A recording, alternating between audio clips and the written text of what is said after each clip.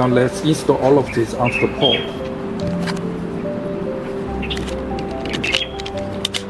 Pipe clips of the misting system are placed in the yellow slot.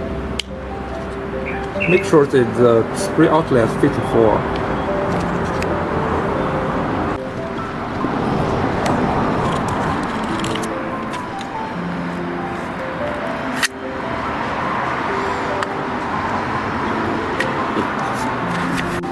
Let's start our installation. First step, use the faucet connector on your faucet and secure it with a rope chain to prevent it from falling off.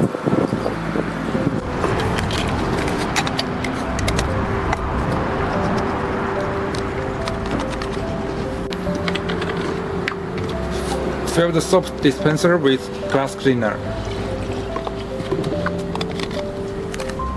and connect it and water hose through 2 hose quick couplers.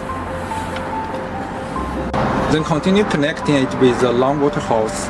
Use a 2-way push to connect fittings. And finally, connect it to the water hose on the upper side of the switch. Then connect another water hose to the water inlet on the underside of the switch. And connect it to the water inlet of the spray system. Adjust the length of the telescopic cleaning pole using the flip tab lock.